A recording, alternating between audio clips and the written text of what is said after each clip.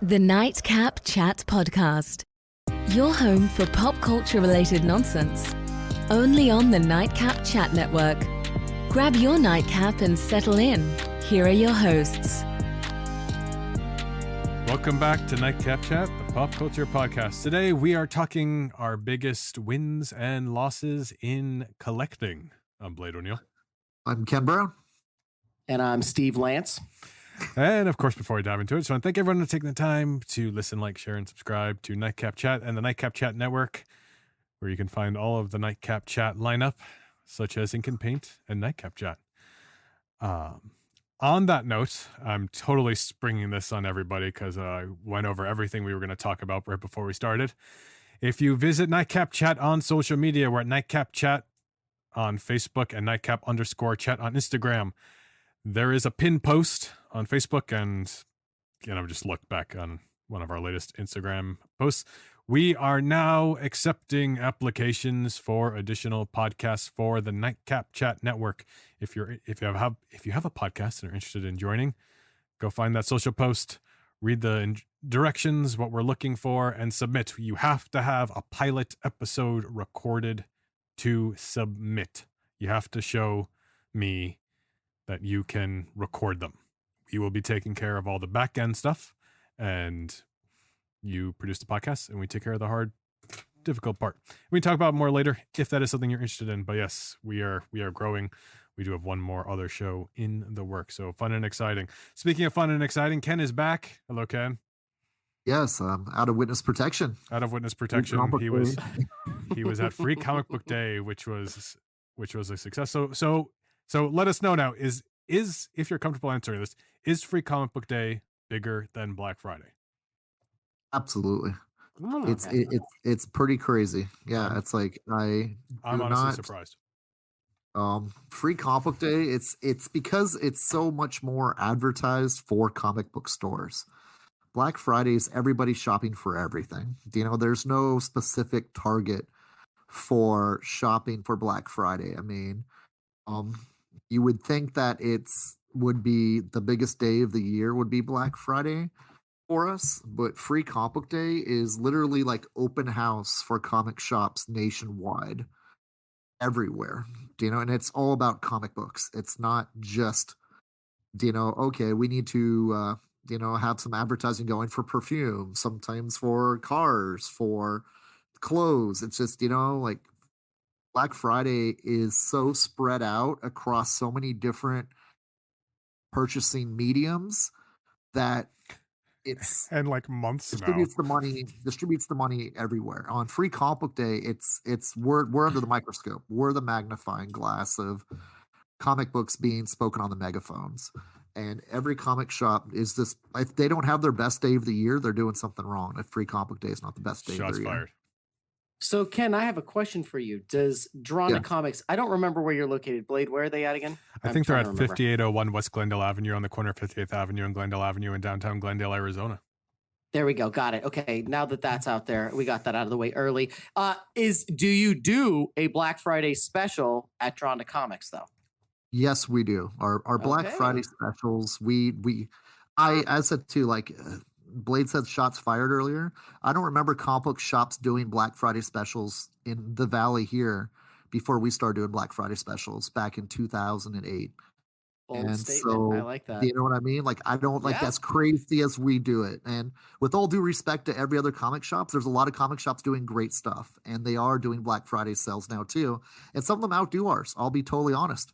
I mean, I'm going to give a huge shout out to Samurai Comics. They have one of the best dollar comic clearance sales they do and I've ever seen across the country. I mean, whatever book is not new from this week on Black Friday, they'll do for $1 a piece. And that's incredible. That's an incredible deal of savings.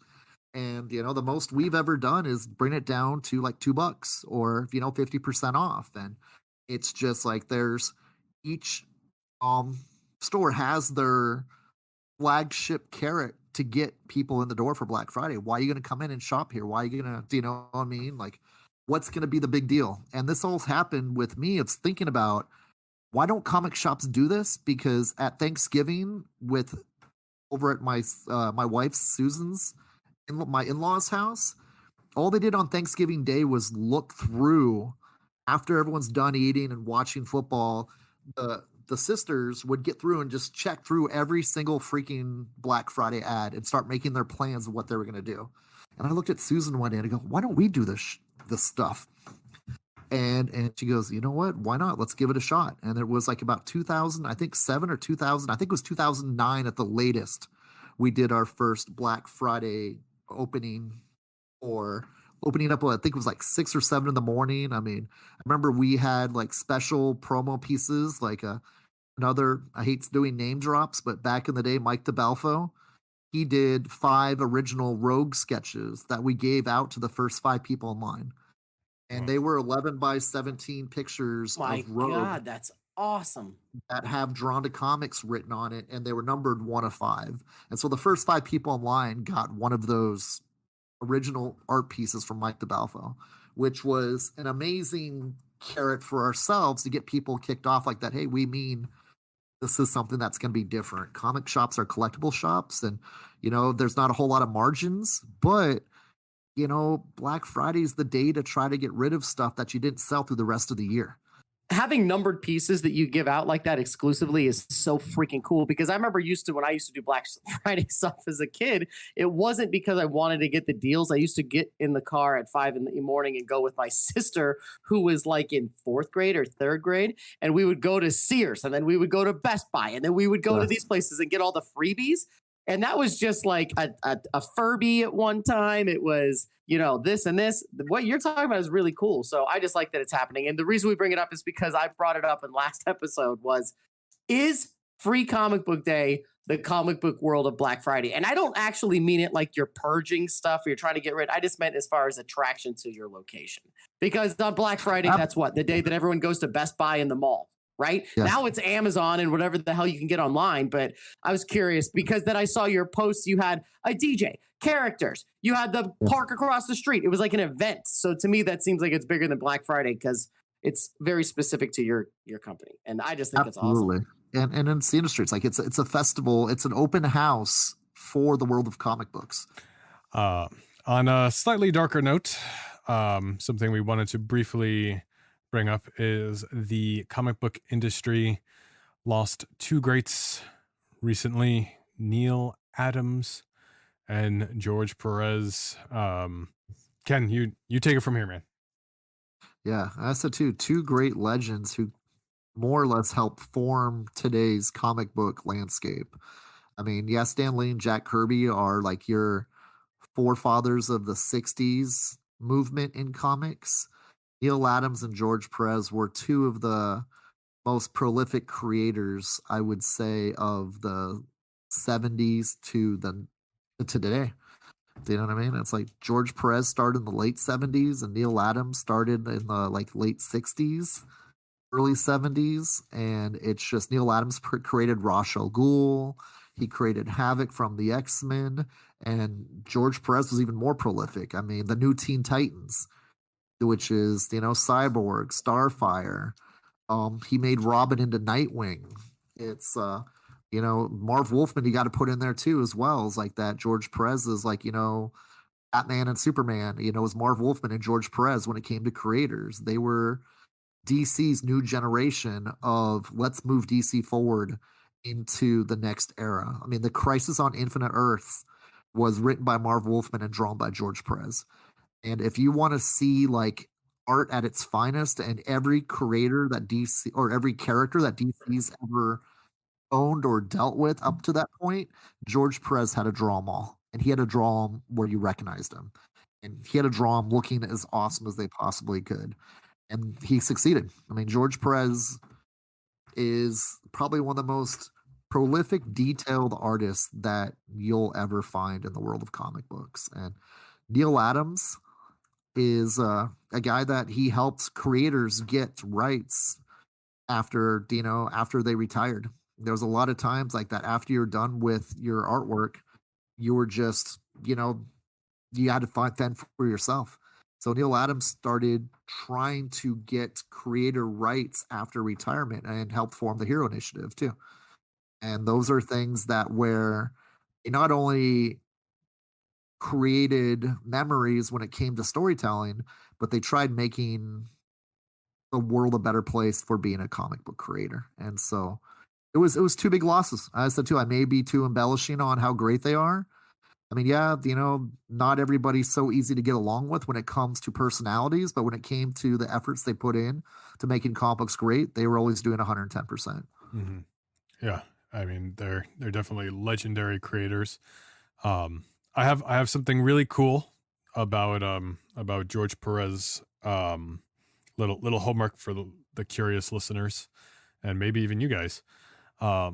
There is an episode. Bear with me here. Bear with me, guys. Like I know there's hate, but I don't care because the show is awesome. There was an episode of Teen Titans Go titled Marv Wolfman and George Perez. It is the 7th episode of the 7th season. It's episode 319 overall. And in the episode titled Marv Wolfman and George Perez, Marv Wolfman and George Perez play themselves, and the whole episode is just about them sitting in a room, and they have 24 hours to pitch a new Teen Titans idea, and they brainstorm different concepts the entire episode. It's funny. It's definitely worth watching, especially now. So this was fairly recently. Like this episode aired a year ago. It's funny, and it's worth watching.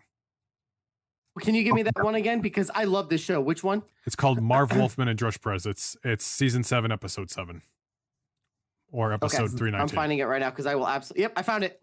Yep, you're right. And they play themselves. Cool. This was only a year ago, so like this is like pretty new George Perez work. So, that's like, kind of cool. Yeah, so he got to do some voice acting, playing himself. And Marv Wolfman, he's cool too. Like he co-created like Blade. Right? Because he was working on Tomb and Dracula, and Taskmaster too. Yeah. So I mean, like you've got some really cool comic book legends in Teen Titans Go. It's fun. It's fun. That's why I love that show. I love Teen Titans Go. I know. It's just so how they do something that Disney doesn't allow is they let some really bizarro organic conversation go, and just like I said before, the episode about real estate, could you ever imagine them doing that on a Marvel thing? I just can't imagine it. They're too uptight. And I just love that. But it's so good. So stupid, but in a good way. And I just love that there's this one weirdo sect of the DC world. I love Teen Titans Go. So I will watch this episode because I watch Teen Titans every time it's on TV. It's like, nope, it's on. We're watching it. So yeah, it's great recommendation. It's great. Absolutely love it. Before we dive into our main topic, I don't think we're gonna have another Nightcap Chat episode before Phoenix Comic-Con or Phoenix Fan Fusion, whatever the hell you want to call it. I call it Phoenix Comic-Con, and I'm still gonna call it Phoenix Comic-Con. I'm not gonna stop calling it Phoenix Comic-Con, and I don't care what Phoenix Comic-Con thinks about it. So too bad. Sounds good. Phoenix Comic-Con is coming up at the end of the month, Memorial Day weekend, and Steve can take it away from there. I am hosting the panel that I've been talking about for literally 2.5 years about movie theaters. It's a long time coming. It has been. It's ridiculous, but I do have it. It is on Saturday the 28th at 4:30. I have a room number, but I don't have it in front of my screen right now to give it to you. But 4:30 on Saturday the 28th, it is called Silence is Golden.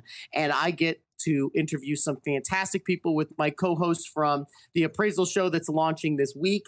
And his name is Brian, and he's flying out from Indianapolis because he's a goofball that's obsessed with movies and comic books, just like all of you guys. And we are hosting this panel. And on the panel, we have some amazing people. We have Ken Brown from Drawn to Comics is going to be there. Cinema Drawn Sandy, which happens to be. Yeah, we already know where it is.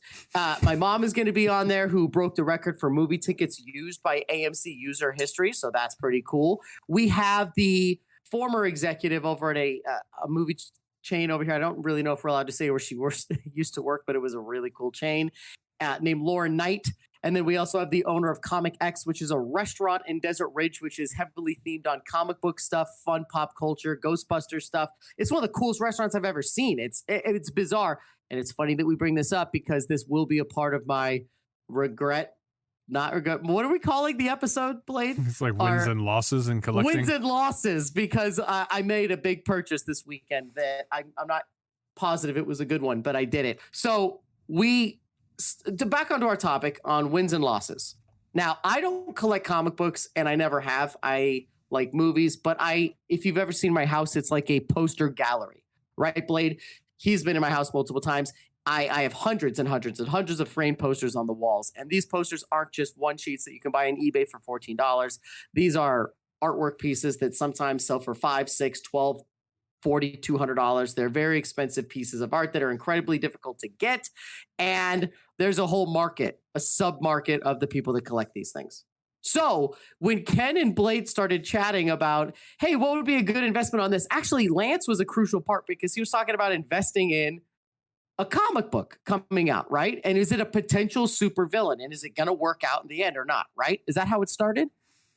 How we came up with this? I have no idea. You texted us one day. Because he was texting us and he was asking, Ken, do you remember this? Because he said, this guy may be the new super MCU villain. And I see his comics going for 30 or 60 bucks online. This seems like it could be a really good one. And Ken was like, wait until we see if he shows up in the MCU.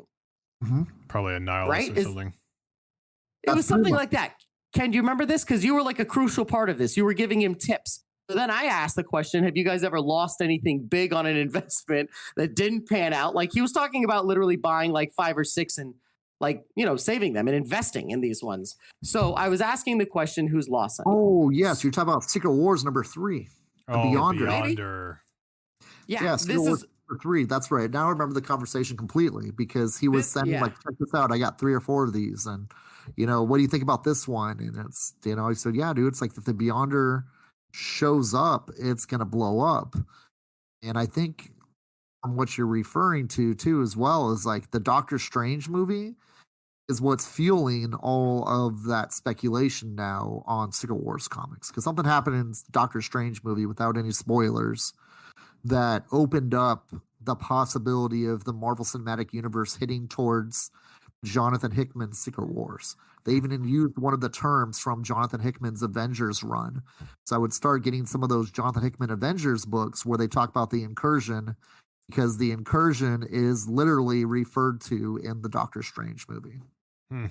So this started a fun conversation about, is it good to invest in these one and like sort of predict the futures of these? And is it a good deal? So then I just started bantering with you guys about, have you ever made a big investment that maybe didn't pay off, or maybe one that you snuck in on, right? So like a wins and losses.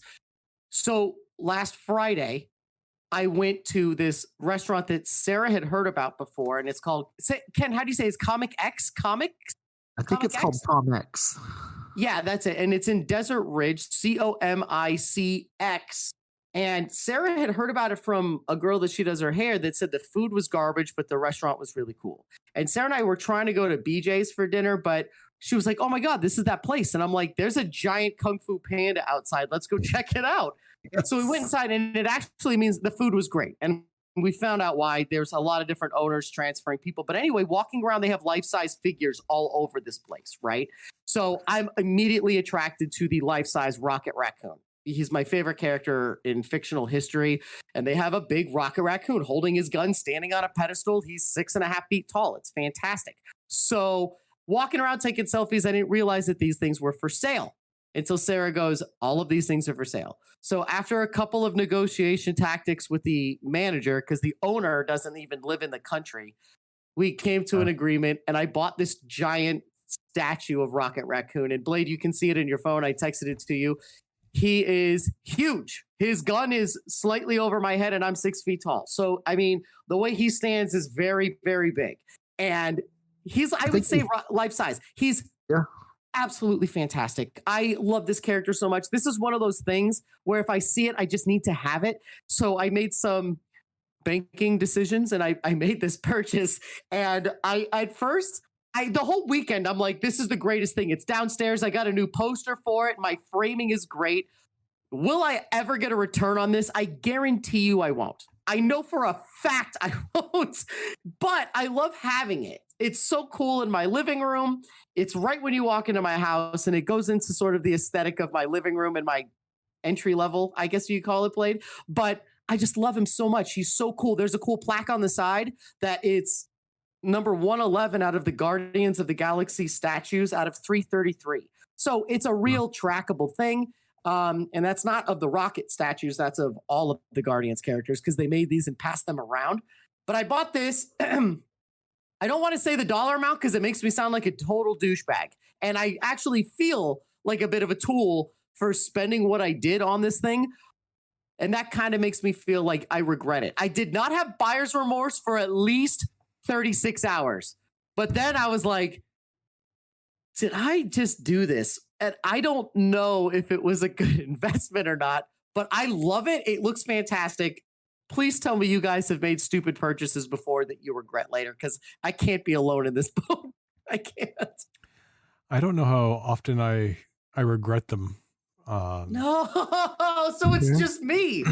But weak. dude, this why do you regret it? Like this is I regret my banking decision, and now I look at how much I have, and I'm like, okay, it could have done a lot of things, but I love how it looks. I love what it represents, and it's my favorite character of all time, and I'm happy as hell about it. But it can't always just be. But I mean, now is it a write-off because we're talking about it on Nightcap Chat and you're trying to build this podcast empire, so you're self-employed. So like this is part of the media as you're building Yakiway appraisals because you have this whole movie thing. I work from home. Yeah. Yeah. Is it a home office? Believe me, I already asked our tax friend and she said, don't you dare try to claim that as a write-off. You'll get audited. So I'm not going to do it, but I love it. It's beautiful. I sent the picture of it to you guys. It's really, really cool looking, and I set it up in a cool way. Awesome. What is happening? Please tell me that things just got real right now, because it's Lance. No, it is Lance. Why does he look so happy? What a surprise! That's sad.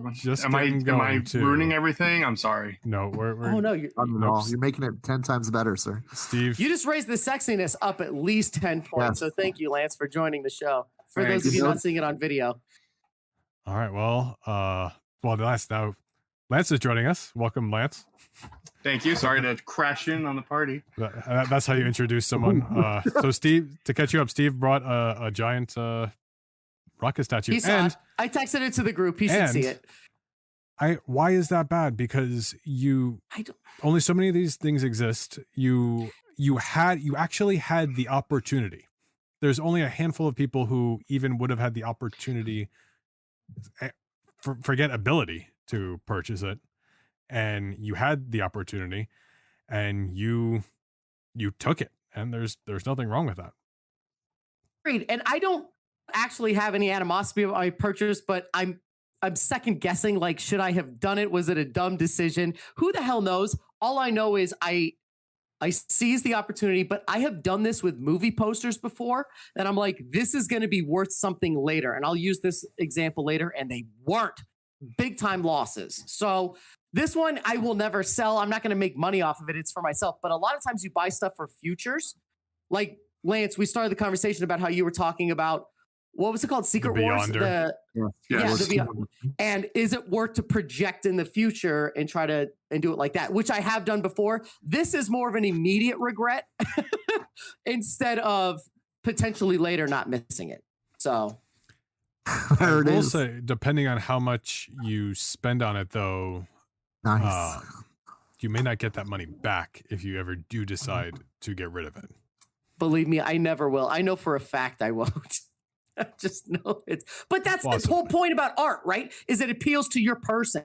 It's not for everybody. This was something that hit me on a very personal note, and I'm like, I have to go home with a 6 foot tall Rocket Raccoon. I have to do it. There's no way I'm leaving here. I think that makes sense. I think that makes sense. See, this is my point. I don't really. I have some regrets on other purchases. This one, it's just like, damn, maybe I wouldn't do it again if I thought about the math a little bit more. But in this situation, I love how it looks. What is the provenance of this? Like, is it where did it come from? Why does it exist?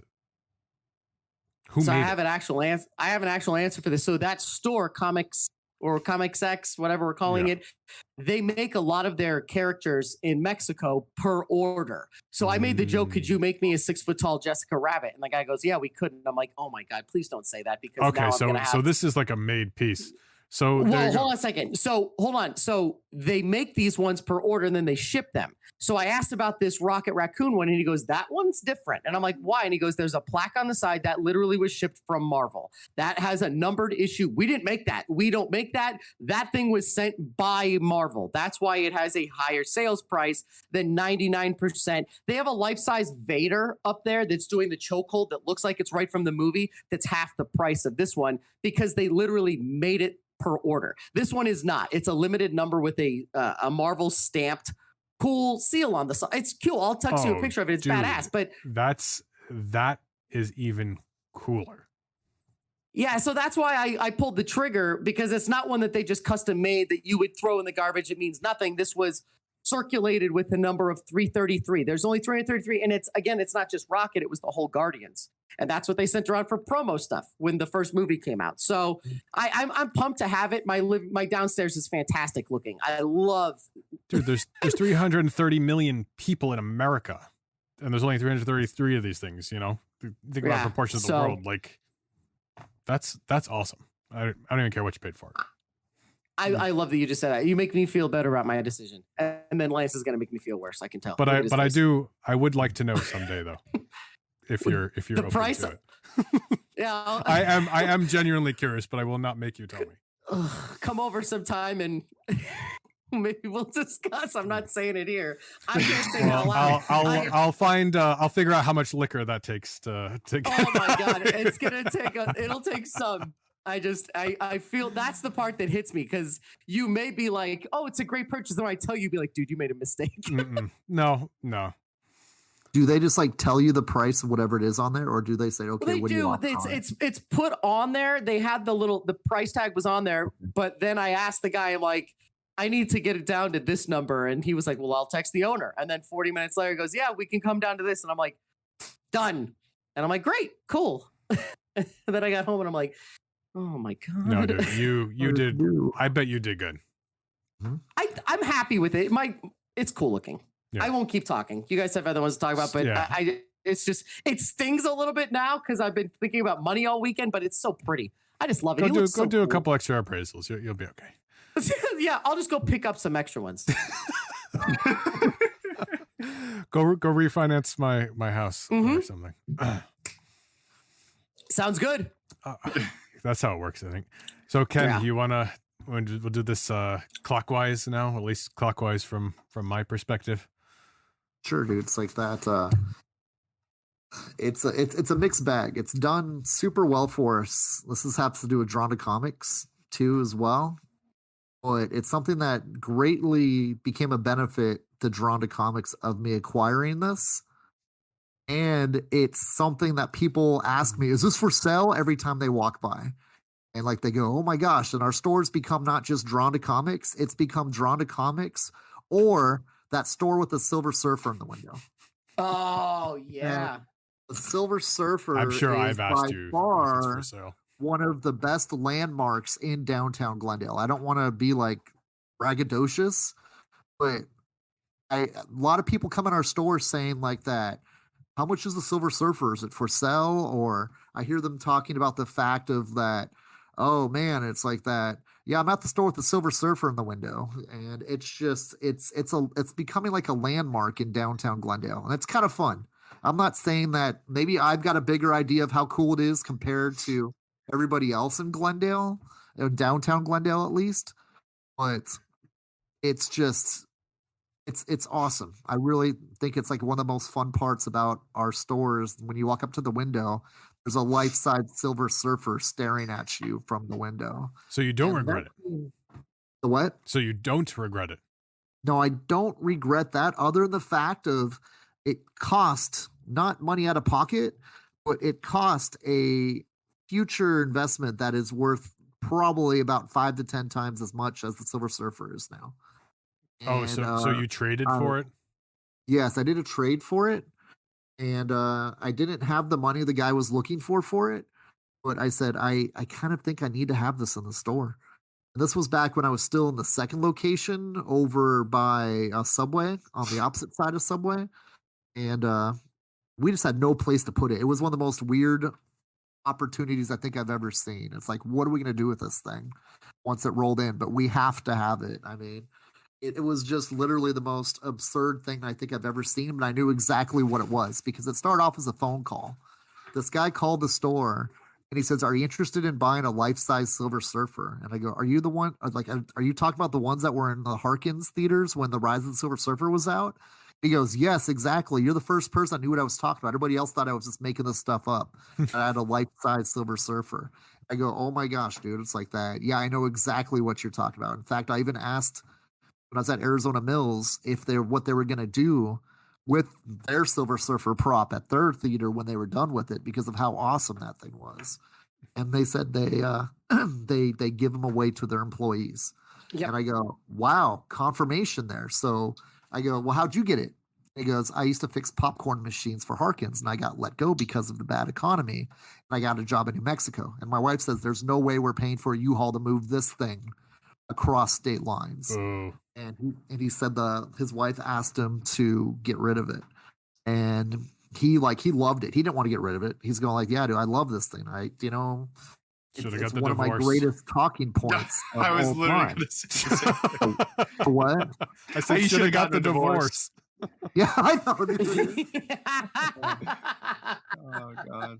And so he told me his number he was looking for, and I said, I can't do that. Unfortunately, it's like, it's a bad economy for us too as well. I mean, it's like 2008, 2009, I think is when it came through our store. Oh, And it's just like the worst. Yeah, dude. time I mean, I besides have now. would you consider trade for it? And he goes, "What do you think that you have that's worth, what I'm asking? Or I can get to sell for like equal value." And I go, it's like I'm thinking to myself, I'm going, "Okay, you know what? How do you feel about an X-Men #1 in trade for the Silver Surfer?" Whoa. Yeah. And I said like that, "Is that something I can sell real easily?" I go, "I can guarantee you can make your money back on this within a week." And he goes like that, "If you think it's a fair deal for the both of us, I'm fine with that." And so he took my X-Men #1 and it was about maybe a 3.5 or a 4 grade on it. And the value that it was back then was I had it for $1,500. And now it's probably in that condition. What about a $15,000 comic, you would say, right, Lance? Oh my God. Yeah, I'd have to look, but yeah, that's a But pretty penny. when it comes to the amount of visual attention that Silver Surfer's brought our store, besides, as I said too, Drona Comics would probably be here without that Silver Surfer, knock on wood. Yeah, I don't want to give it that much credit, but it's such a fun piece of our culture. Yeah. I mean, it's like we dress him up right now. He's holding, like, one of my buddies for Christmas got me a Dress him up. Yeah, like we put like St. Patrick's Day stuff on him. We put Santa hats on him. He's more than just the Silver Surfer. He's an icon. I said our main icon's Captain Customer. Don't get me wrong. Like we have a character that we call Captain Customer because without him, there's no you guys, and there's no you guys, there's no us. And so that's the way how we kind of look at Captain Customer. But Silver Surfer is something that a lot of comic fans recognize, whether they know Captain Customer or not. No, it's And really it cool, was Ken. such a good move. And at the same time, I'm a huge X-Men fan, and I'm never going to be able to afford getting X-Men #1 again, the way that it keeps on climbing in value. So it was a bittersweet thing for the store. Great because the store. Can your accountant help me make Rocket Raccoon my customer, my whatever it's called, so that Yaki Way can do the same thing as you? Because I think that you have a great business plan, and I just want to do the same thing. Thank you. But that Silver Surfer is by far one of the most awesome and bittersweet transactions I've ever had in my dealings with anybody when it came to acquiring something and getting rid of something that is both special and became something super special to the store in the big term. I think all comic book stores need like some of those pieces that are just like, whoa, like a giant rocket raccoon or something, like I was going to say that. They need that. Like at Midtown, I remember walking up the stairs in one locations and they had a life-size, I think it was a Lara Croft. And I was like, oh my gosh, I want that. Because I love Lara Croft. I love Tomb Raider. It's like, it's the same thing, like having these really cool items, like that's why you're a comic book store, right? You have some really cool pieces that you're not going to see anywhere else, So I know it sucks about the X-Men one, but I mean, what were you supposed to do? That was, you made the deal.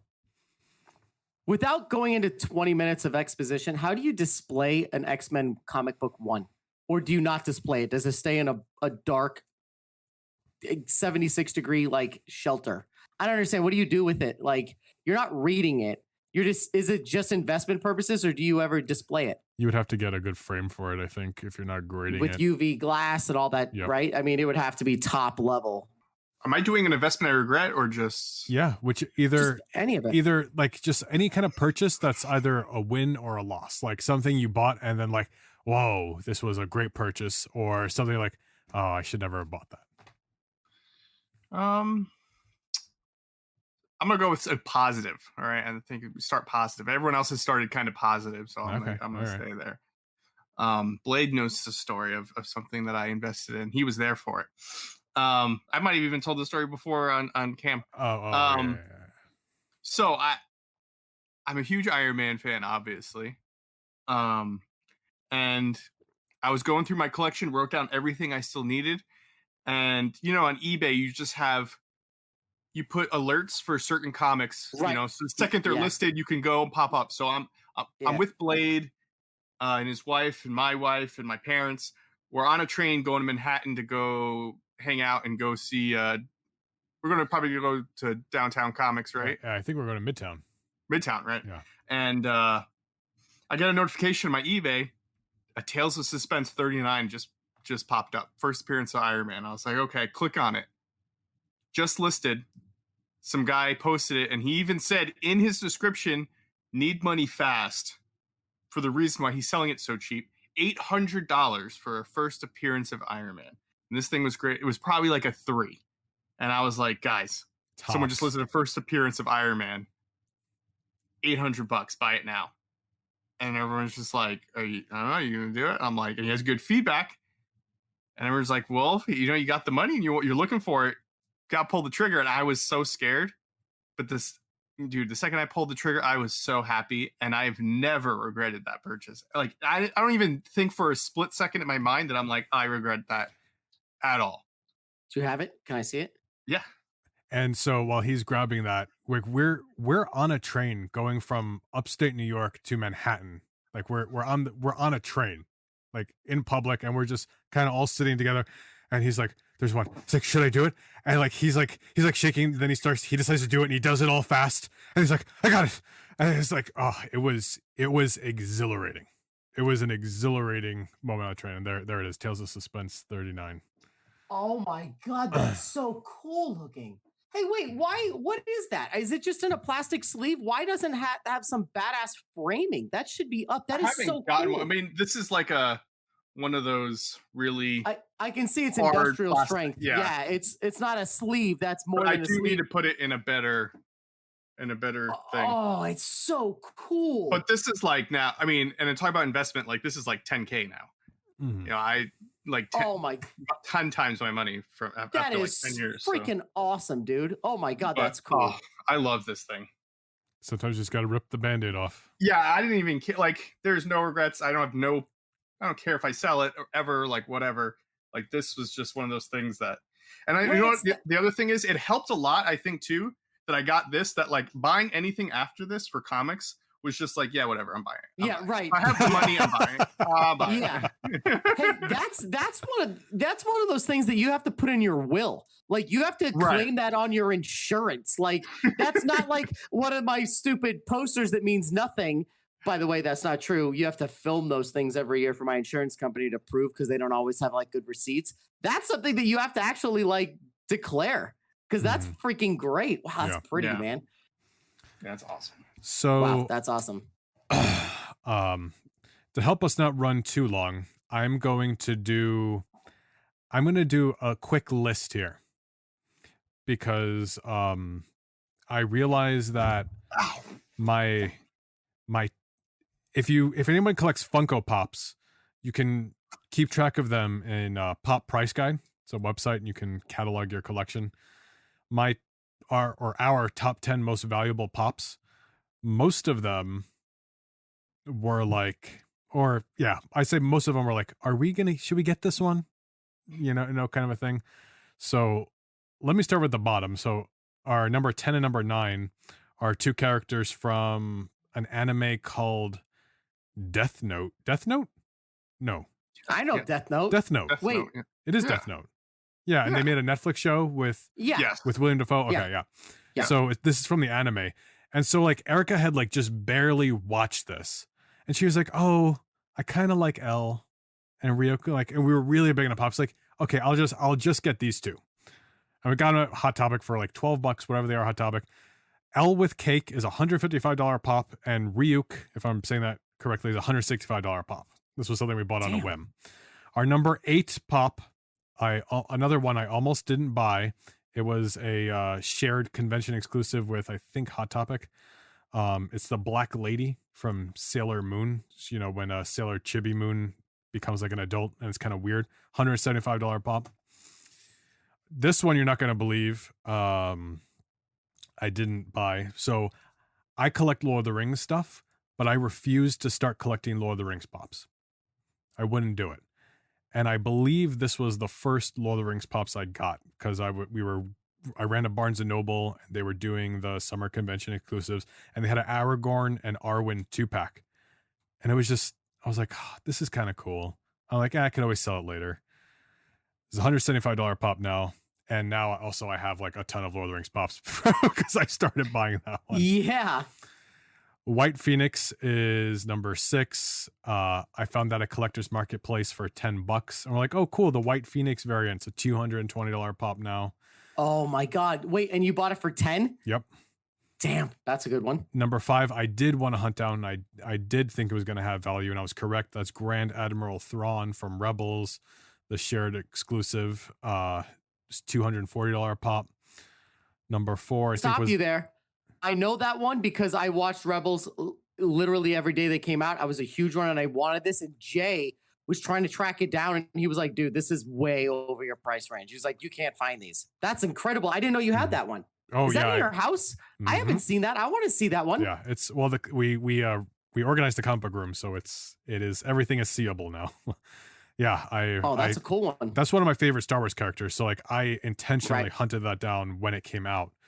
Number 5 is a gift. It's the Sally Day of the Dead glow in the dark variant, $250. Number 3 is Spike, another one that was on a whim from Cowboy Bebop. That was the one that my wife wanted. It's a $260 pop. Number 2 is Phoenix. The Emerald City Comic Con exclusive version is $280 pop. And my number 1 pop of my most valuable pop I own, it was a shared convention exclusive. And I was at Hot Topic, and I was like, I'm not going to collect the clones or the troopers or anything. And I was like, but I saw it in person. And Jay, who did Sidekicks Toys and Collectibles, he actually had this pop, and he sold one for retail when they came out. So I don't know if anyone picked that up, but I was telling the people on that auction, like, this pop looks even cooler in person. And that's Captain Rex. It's a $400 pop. Yeah. Now. Oh my God, really? $400. Yep. That's Sarah's favorite character. Yep. She loves Rex. She loves the voiceover. She loves all of it. That's a crazy one. So damn. I did pretty good on pops.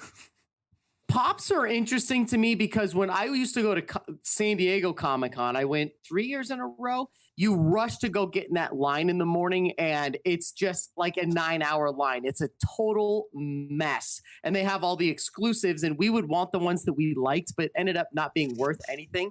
Damn, you cleaned up. That's awesome. Yep. Yeah. Not too bad. The Grunkle Stand Pop used to be in the top 10. Like he was worth those $150, but they must have gone down.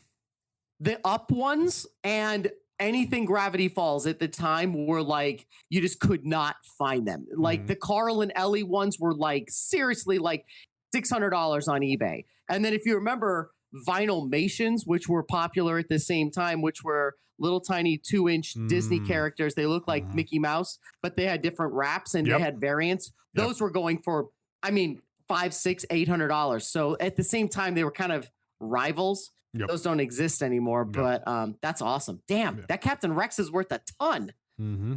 Yeah, so it didn't do too bad. And I have one or two other. I mean, I've got some other valuable pops that I'm surprised are not on the current top 10, but I guess the market fluctuates. But I just thought it was funny that the current top 10 was a lot of like, should we get this? Yeah, I guess so. Right. So Steve, I think you're next. I do. I have one, and this will be the last one that I do. This is more of a negative story, and I'm going to try to make it real quick. So if you see my house again, it's full of movie posters. Most of them are from a company called Mondo. I would Google them. They're called Mondo Tees, like a t-shirt. And they've been around for, 15 years. Very high class artists. They're out of Austin, Texas. Everything is limited to 275 prints, and they will sell for $75 and immediately on eBay for $750. That's just how they work. They're very highly sought after. They've gone a little downhill because the owner has split over into different companies. But anyway, it is what it is. So we went to a show that was the first in-person Disney show, and we literally drove from here. I went to pick up some of my idiot friends in Flagstaff, and then we drove to Austin, Texas from there for the show, and we spent the night, 2 nights on the street corner on a curb with all of these other people. Like, there's videos of people all the way down, like a mile down the road for this show. And so we spent the night. We were like number 112 in line. So we were going to get whatever we wanted, right? It was a really big deal. Well, there is an artist in this Mondo world, and you can look him up. His name is Aaron Horkey. It's Aaronhorkey, Aaron Horkey. And he makes these really detailed posters. And his posters are literally thousands and thousands of dollars. They're incredibly rare, and people freaking love these. So what Mondo did was they said, here is a list of the artists, but we're not showing the picture of the artwork until the day of, right? So when they listed Horkey, people started already pre-selling the poster before they even had it in hand, or people even knew what it looked like, right? Wow, so it was a big deal. insane. So I had friends messaging me from California, and I had myself, my brother-in-law, and my sister, all of us there. And I'm like, okay, you guys, we're like 12 hours away. Here's what I'm saying. People are saying you can pre-sell your Aaron Horkey print for like $900. And it's going to cost us $75 when we're there, or $85, whatever it is in person, right? You're going to have to pack it up really nicely and ship it very professionally, because the return on investment is going to be massive. But these people want these posters. So everyone was excited. So I told everybody in our group, you have to buy these posters no matter what. If you like them or don't like them, the investment is huge. So we went in, and an hour before the show opened, they released what the pictures look like, right? It was leaked and they showed it. Well, I had already pre-sold 3 because two of them, $500 and $800 were the 2 that we sold them for without even an image. So it was like, okay, cool. We're good to go. I just want 1. So we had 3. So you can Google this if you care. This is one of the most controversial movie posters in history. Literally this, and I was there at ground zero. This guy made a True Grit, a Lord of the Rings. These posters are literally $5,000 if you can find them. People don't even sell them because they're worth too much. And he made a poster for Ratatouille. So everyone's like, oh my God, I can't wait to see what he did with Ratatouille. Go ahead and Google it while I'm talking this over. Aaron Horkey, Aaronhorkey. If you just type in Aaron Horkey Ratatouille, you'll see it. What he did with this poster was interesting, and it's either you love it or hate it, but he went with a more realistic Remy the Rat, right? You can see in the picture, and that's what it is. So here's my little story. My sister, my brother-in-law, and I bought one. My brother-in-law loves Ratatouille. He loves food, and he's super good. So he bought his, and he framed it. It's fantastic. He doesn't give a shit what people said. He loves it. So I bought one for my sister and for myself. One of them I gave to a friend as a trade because I wanted something that he had. The other one, my sister was like, can you sell this for me? Because I don't sell on eBay. I'm like, absolutely fine. Pre-sold it for $700. Here's the problem. The second that the art showed up, people started hating it because it wasn't what they wanted at all. So I wrapped this poster up perfectly, like a genius. I actually had the guys at Mondo wrap it up for me. I shipped it and I sold it. And this asshat that bought it for me purposely opened it up and crumpled it, and then sent it back and said, my poster's wrecked. You owe me my $500 or $700 back. And I'm like, nope, the poster tube was fine. It's fine. You're good to go, whatever. He fought it with PayPal and he fought it with eBay. And eBay finally just said, no, you have to take it back because it was damaged. I'm like, dude, the tube is fine. And then he wouldn't smash the tube. So I filed a complaint with USPS. They fought back saying, nope, the poster tube was fine. We see the first picture he sent in because the guy was kind of a scumbag. He didn't like the artwork that he paid for. So I had to eat that money. So it is literally in my living room, in my poster room. I have never framed it. I never actually even told my sister because I paid her the money up front. I just ate it because I felt like an idiot. But this is one of those situations where it backfired because people didn't like the artwork. And that's, that was your stupid fault, or like the person's stupid fault for spending $800 on a poster that he didn't know they'd never seen what it was going to look like. Like, you weren't guaranteed to like it. Period. Yep. Period. So there's one other time that this happened. The most popular movie poster artist is a guy named Tyler Stout. Just Google him right now. Tyler Stout, Mondo, whatever you want. He does highly detailed stuff. You've seen his Avengers posters because most of the directors get these. They literally give them to the directors. The Russo brothers have one. He makes very detailed artwork. He did Captain America, the first Avenger. Tyler Stout, Captain America. That's the one that I think sells for thousands of dollars, but most of his stuff sells. I have one of his pieces and it's for Guardians of the Galaxy. And it was one of the most expensive ones that I ever bought. But he did one. It was the same thing. Unannounced image for Alien, and people were losing their minds for it, right? The image came out. It looked like his 4th grade daughter made it. That's no offense to him. It's just garbage. It's really an ugly piece. And people were doing the same thing. And it started like a whole movement of people no longer selling image because people were pissed and they just spent $1,200 on something they hadn't seen. So shame on them for pre-purchasing. But in this case, I lost $800 on the deal and I still have the poster. I want to frame it just out of spite. I just don't know where I'm going to put it. But anyway, that was a loss on me because of the return. Some guy screwed me and, whatever. But I mean, he literally unrolled the poster and just squeezed it and he crunched it and then put it back in the tube and sent it to me. And I just thought that was so gross. So, I mean, I don't know. I guess you could get that, but what a rare situation, right? Who the hell buys something without seeing it? Sight unseen, it just whatever. So that's as far as my collecting stuff goes. But that one was bad. Yeah, that's unacceptable. I'm looking at this poster on eBay now. First of all, I think it's kind of cool. The Ratatouille one. Mm-hmm. See, I do too. I think it's really cool too. And you can get it right now for $249. Yeah, just so we're clear, that's still seen as like a steal.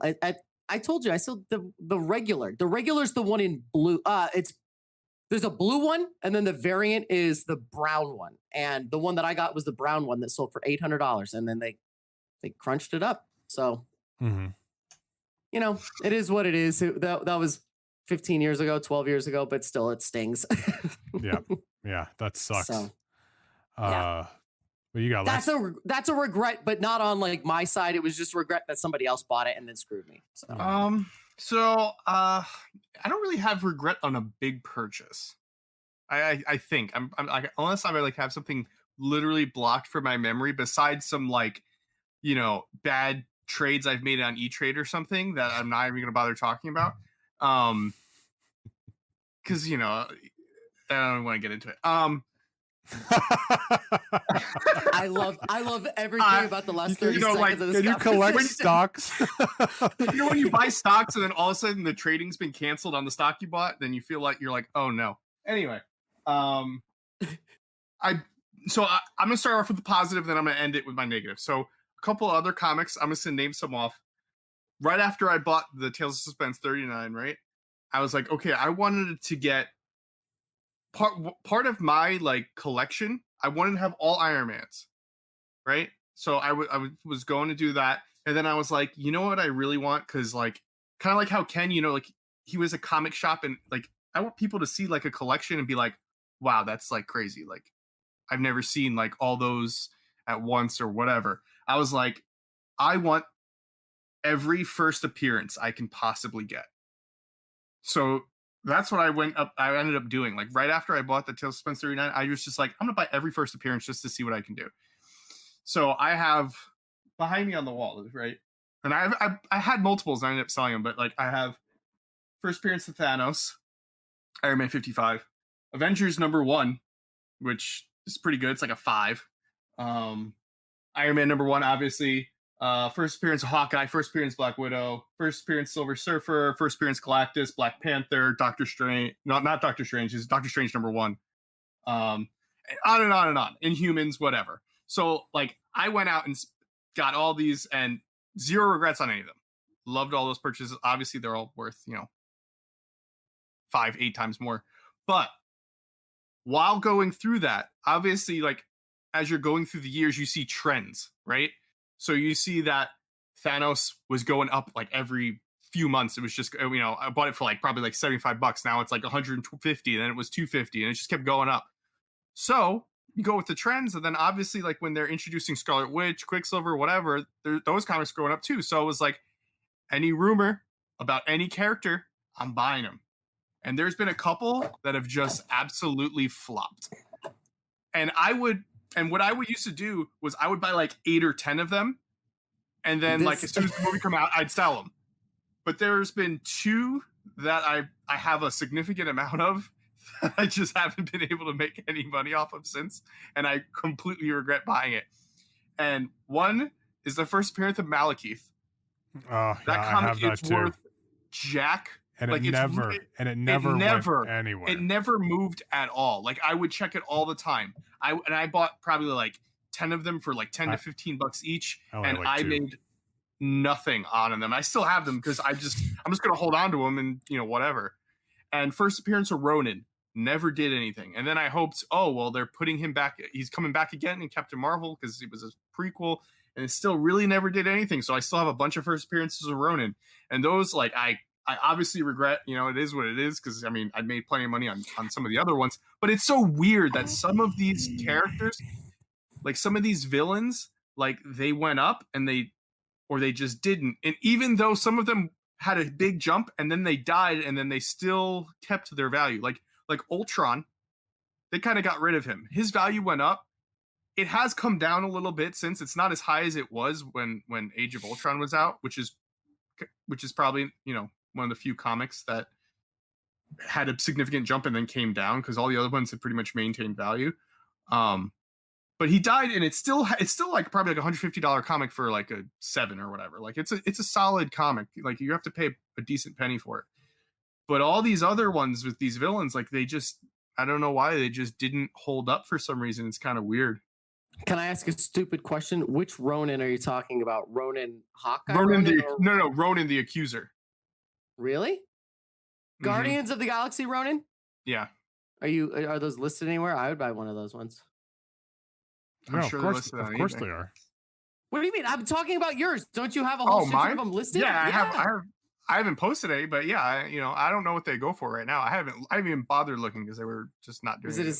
You can get one right now. Fantastic Four 65 for $55. There's one where the bidding's at $17. There's one with one bid at 99 cents with 2 days left. I'm gonna watch this one. Yeah, it's just not. I'm gonna watch this one. Or Steve, if you are interested, before I sell them all, I'm not trying to sell anything, but you never know. I'm selling Nebula right now, first appearance.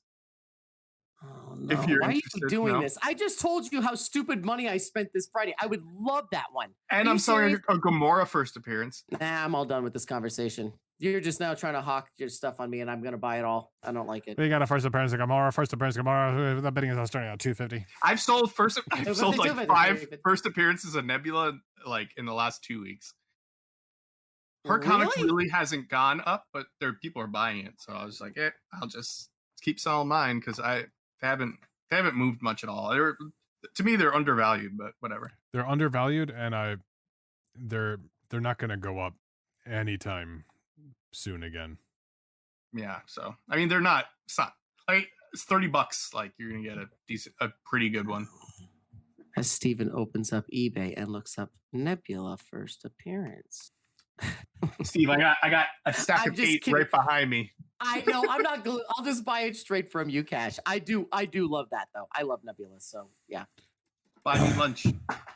And Gamora, you have a Gamora one too? Yeah. All right. Well, just text me off air. I want to buy both of those, and I'll have them framed on the side. That's fantastic. I will absolutely do that. Why are we laughing? I'm dead serious. Have you seen my bathroom? No, you haven't. Blade No. has. He's already he left the air. He's just walking away. I was Yeah, hoping he's you done were with like. this conversation. I was hoping you were talking that whole time. I mean, we were. were. Then we We- just started talking about you walking away. Yeah, we're Well, making deals. I was off gearing air. up for my next thing. I'm honestly trying to think of regrets, and I'm having a hard time, which I guess I'm thankful for. Yeah, but I was just gonna say that's a pretty good thing. If you don't have like immediate regrets, that's awesome. I have had a pretty good win that's kind of no longer a win, which will make sense in a little bit. I'm sure I talked about this and I've shown pictures on Nightcap Chat social media. Like I collect Lord of the Rings weapons replicas, so like swords and wizard staffs. And I mean, as we're recording Nightcap Chat here, I've got I the can wizard see them staffs all behind me you. and the mace Yeah. of Sauron, the helm of Sauron. I'm into the United Cutlery collectibles. So one of my favorite swords. It's not my favorite sword, but one of the must-have swords in the trilogy is Anduril. It's the reforged Narsil. It's Aragorn's sword in Lord of the Rings. So Aragorn's sword, with Oh my And it has the god, ruins I love on it. this.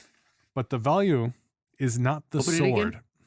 Can you open it again? I want Yep, to see it again. I'm oh showing my it to god, that's everybody. so cool. This is my That's second so one. cool. I had to buy this again because I sold my original one and I just recently purchased it, and I just pre-sold this sword again.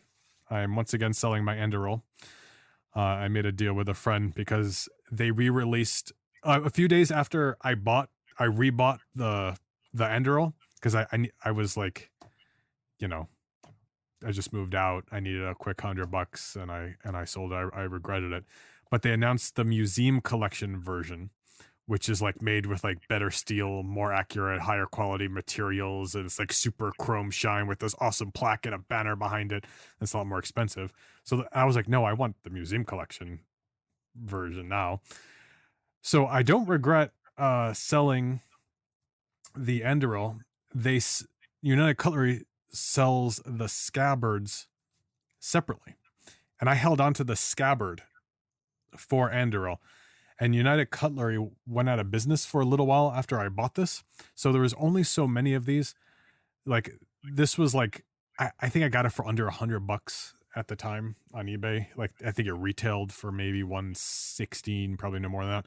At one point, that scabbard was worth over $1,000 because my there was such God. a demand for it, and there weren't really that many around. But now United Cutlery just reissued them, and the value is now destroyed. I was just gonna say there was a small window for you to capitalize on that, right? There was a No. huge window for me to capitalize on that. Like it was like that for years. But United Cutlery went back in the business, and they started reissuing all these things, and they just reissued the Anduril scabbard, and but for a while that was probably one of my most valuable pieces was the Anduril scabbard. Wow. What a unique situation too. What kind of company goes out of business and then comes back and reissues the stuff that was so valuable? Yeah, What a mess. no kidding. But hey, Wow. it's filling in my collection. I was able to get the Sword of the Witch King and the Morgul blade, which I always really wanted and I never got the chance. So I was glad to just get them for retail again, so I can fill in on some of the swords and stuff I missed out on, which is pretty cool. That is really cool. Yeah. So Well, I don't know. I have one more to bring up, and this is more of an opinion piece, and I'll make it quick. So there's a really, really famous piece of artwork, and I kind of want. Oh, he's gone. He's not even going to hear this. So Lance, this is aimed at you. So art is subjective, right? You have to love it, Yeah. right? Yeah, So of course. I'm a huge fan of movies, and Jaws is one of my favorite movies of all time. And there's a very famous artist on Mondo. His name is Laurent Dureau. He's French, and he came out with this Jaws poster that I actually got the day that it came out at face value, which was $75. I got it by clicking and bought it, right? I had it framed on my wall and I loved it. I liked it a lot. If I'm going to rank it, it was like a solid 7 out of 10. There are other posters that people call their holy grails. I'm sure you guys have holy grails that you want so badly, right? Well, I had these 2 holy grails that were both just, I could not afford to spend money on these posters. So one of my friends who's like the master of all things posters, his name is Ryan Arenas. This guy knows, he's forgotten more about artwork than I've ever even heard of. And he goes, would you trade for that? And I'm like, well, yeah, like what can I get? And he goes, well, what do you want? And I said, well, I want these 2 pieces. And he goes, I could easily get that for you. Are you sure there's nothing else? And I'm like, I mean, what else?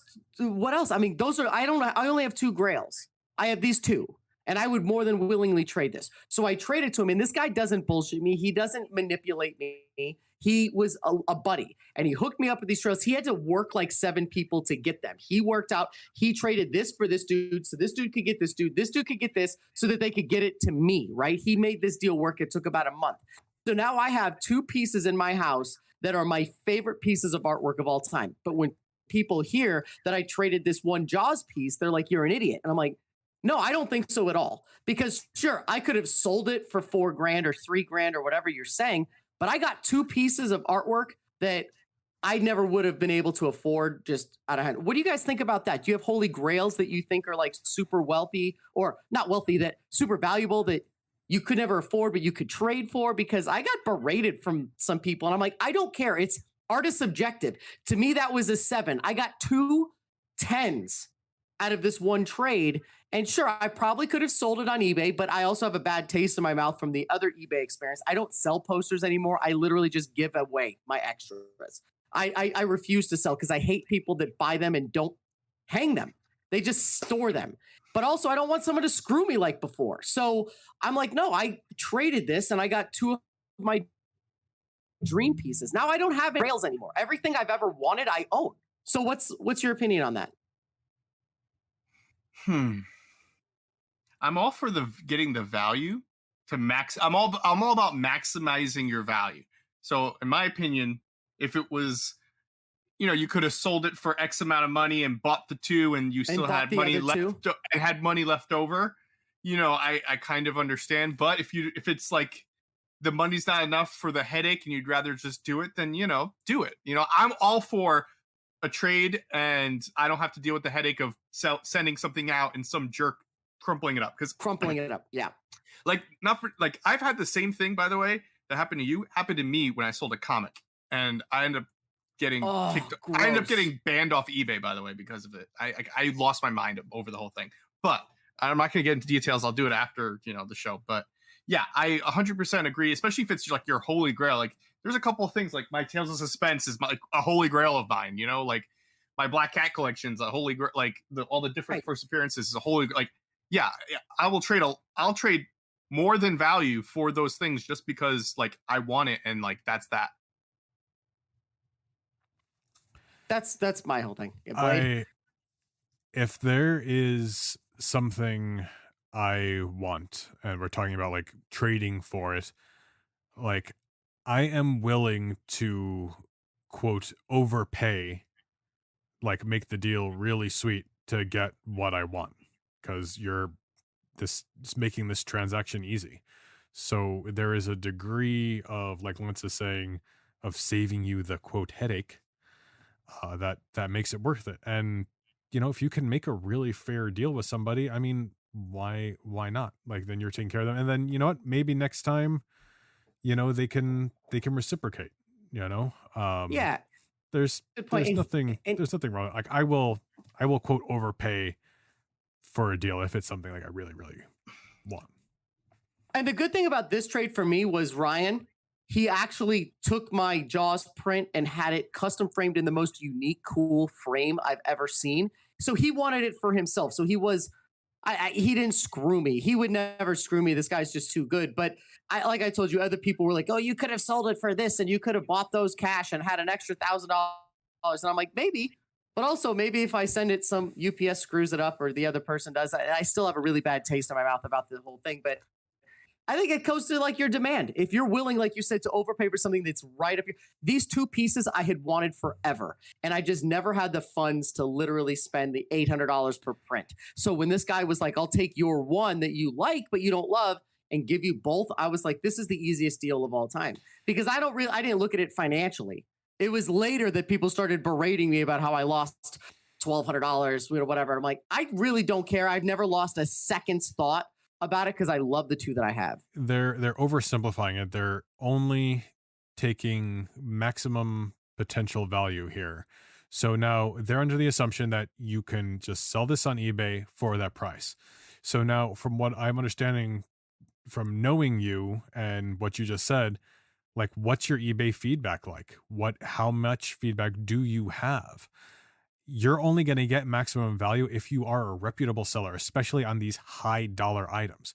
So they're under the assumption that you're a seller who people are willing to spend $1,000, $2,000, $3,000, whatever dollar amount.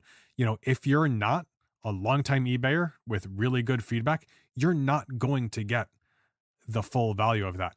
Plus there's eBay fees, plus the shipping, plus the insurance. What if something happens and then you get screwed out of $1,000 and then you're out the whole poster anyway?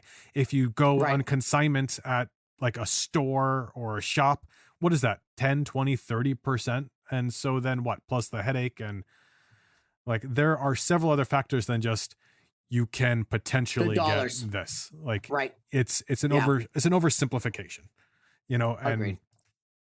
$1,000 in the scheme of thousands of dollars. I mean, it's just depends on the headache. So I mean, it's oversimplified.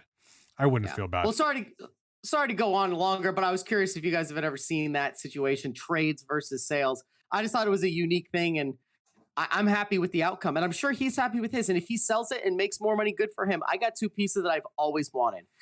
And the funny thing is one of them gets attention from every person that walks in the house. They have no idea what the movie is, and they're like, hey, what's that one? I'm like, I'm glad you asked. It's my favorite piece in the entire house. So it worked out well for me, but I just remember it being a kind of a controversial decision. My sister thinks I'm an idiot. She goes, that's the prettiest piece in your house. I'm like, you should have bought it then, because I think it's great, but I don't think it's a 10. I got 2 10s for this 1 7, and I love it. No offense to him. I'm a big fan of this guy's art. This one everyone loves, and I was like, yeah, I like it too. It's just not the same amount. But here's the thing. He put in work to find those. It sounds like this is my point. He put in saved all that time on trying to find that. Because if they're grail pieces, like you're saying, I imagine there's a degree of them being difficult to find, let alone expensive. Yeah, exactly. Right? Yep. So they go, the two together are cyclical. You're right. Value and, the availability of them. It's hard to find. So, time is money. Yeah. Agreed. And he wheeled and dealed and made it done. So I'm happy with the outcome. I was kind of berated by some people in the community for a little while, and I just didn't care. I'm like, I don't care. None of this matters to me. Do you see what's on my wall? I have it there. That's my dream piece. It's there. I'm good.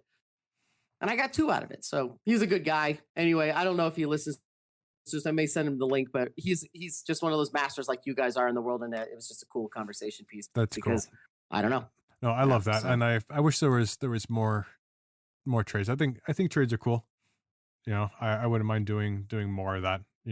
Trades are cool. It's just hard to it's hard to find 2 people that are looking for 1 similar things, and 2, usually it's I'm trading you for something, and the other person's just looking for the value in money. So you have to make it sweeter for them to bother making the deal. Well said. It's hard with trades. You have to find someone in the exact same mindset as you, or in my situation, someone that understood the greater scheme. You want this. I want this. I know these 8 other people that also want these things. Let's make a deal work. It takes a lot of effort with trades. So I see a lot of people that sell online and they just say no trades, only sale, or you get the exact opposite. I don't want to deal in money. I want this for this or something thereof. So or it's give me a quad. Yep. So one last thing before I think we finish up here. I had an investment we made about 9 months ago, right? Maybe almost a year closing on, right? Oh my gosh. This Venom 9.8 number 3 that we bought, and we all were saying how we're gonna check up on it, right? Yeah, I recently checked mine, so I have no idea what you're about to say. So I just checked mine, okay? The variant, okay? Look at this look on his face. The last one that just sold was $198. Wow. And the one before that was $170. Can you hold it up again to the camera? I want to see it. You're reflecting really bad there. There you go. Oh, that's so cool looking. All right, sorry. Thanks, best man. offer one. I can't find. It's hard to find the specific variant, but the regular ones or the other variants are also going for $400, $500, $600. They're going up a lot. Wow. So it looks like that one's starting to pay off. I think I might be winning that one, huh? You are last time I checked, like the last one sold for like 120, 125, which is only a 25% increase, not 100% increase. So yeah, and there's no way Ken's is doing good. I would bet money that Ken is negative on that Old Republic #1. Yeah, I said too. It's like, I know I make the worst choices in CGC history. I get it. I was kidding. Oh, you heard that? I heard everything. Trading sucks, I didn't Steve. say it. I didn't say it. Wait, what did I say? No. I'm just like, I heard you guys talk about trading, and like you're like, I was wanting to give my opinion. I'm going, Dane, I can't say anything, so I'm just gonna come back and say trading sucks. Oh my gosh, Like, did I say something wrong? What the no, hell? because he made the trade for no. the Silver Surfer. Like, I wanted to contribute. I couldn't contribute anything. Going, I'm just here. I'm just watching. This is great. This is wonderful. It's so good. So you saw his comic doubled? Yes, I saw everything, dude. That Venom issue #3, second printing. Yeah. Beautiful cover. Ryan Stegman, never goes wrong. Star Wars High Republic, never gonna go right. I get it. Not until it comes up on Disney Plus. Yes. And we're like, the old is it takes people to see something coming up in a movie. And what happened with that Venom #3, which is a great thing for you, Lance, is that Christian Bale is playing the Butcher, the God Butcher. And the God Butcher led to Null. And so everybody's still on that Null. And plus, Null was the coolest Venom story of the past 20 years. And so very, very good choice, Lance, dude. And I feel like I got to turn in my comic cred card because, man, mine's doing horrible, dude. Star Wars High Republic #1, cover B. Nobody knows who those characters are unless you're a diehard High Republic fan. I actually really want to go see the one in person, but Lance, you need to have a better display for that thing. Something that cool needs to be in some sort of a cool shadow box. That and the Avengers one need to be in a better display. A more worthy frame. Did I ever tell you the Avengers #1 story, Lance? What? Like that's one of my buddies asked me if I wanted to get a comic signed by Stan Lee because I wasn't gonna be able to make the convention that year. And I'm going, okay, which one should I choose? Fantastic Four #1 or Avengers #1? Because I had both of them at the time. And I chose Fantastic Four #1 and gave it to my buddy. It's like, trusting, here you go, dude. I mean, Fantastic Four #1, if CGC loses this, I'm never going to see it again.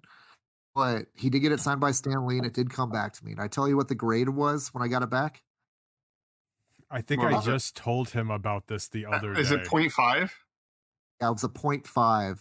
I was heartbroken. I'm going, a 0.5, dude. Can't they at least round up to a 1? The book was whole. I mean, like, I don't even want to look up the notes and see like why they gave it a 0.5, but it was kind of like going, wow, dude, just can't you at least, for Stan Lee's sake, round it up to a 1.0 for me? And I was super excited because it's still Fantastic Four #1 signed by Stan Lee. But a customer of mine bought that Avengers #1 a couple years later. And he sent it to get it signed by Stan Lee. And he comes back and he shows it to me. Check it out. I got it signed by Stan Lee. And the reason why I didn't choose the Avengers #1 too, because it was a better graded book, is because on the inside someone filled out a mail away coupon. No way. But didn't cut it out to send it. And I'm going, this thing's gonna get like about a 1 or a 2, so I can't choose that. Do you know what I mean? And plus, it's kind of lame to have it on there. Well, he gets it back, and guess what CGC graded that? 3. 3.5. Wow. Did they not see it? And I'm going, they had to have, dude. They have to look at every page. So how come someone could write all this stuff inside of there? The Fantastic Four #1 had no writing on it. It was just look like, close to disintegration, I guess a book can look like before disintegrating. I don't know. Unless a very famous person filled out the mailer sheet and then you have their info written down and like their autograph at the bottom. Like if Stan Lee filled out the mailer sheet on the inside, then that's kind of cool. But unless so, if it's Lance O'Neill, that's taking down like 12 points on the scale. But if it's somebody famous, I mean, I personally would pay extra for the Lance O'Neill sheet, but I just, as long as your social security number and mother's maiden name are on there, then I'm good to go. Yeah. So I guess I like the claim to fame. Like I got the worst signed Stan Lee comic in all of the world. I like that. That's freaking great. It's still the first appearance of the Fantastic Four, so I can't, complain about that. So, but that's one of my grails is Fantastic Four #1 CGC 0.5 signed by Stanley. That's awesome, though. I mean, that's the one that started it all, so can't Yes, complain. absolutely. I think that's about all the time we have for today. If you have any good, win or lose stories, share with us on social media. We're Nightcap Chat. It's Nightcap Chat on Facebook and Twitter, and Nightcap_chat on Instagram. Ken, assuming this works. If you can hear this, you can reach Ken at Drawn to Comics at 5801 West Glendale Avenue in Glendale, Arizona, and on Facebook, Instagram, Twitter, and drawntocomics.com. And thanks you guys for putting up with all of our technical difficulties tonight. Nice. And you can catch me on Twitch, Twitter, and Instagram at Tales of Lance. And you can follow me pretty much here and Ink and Paint.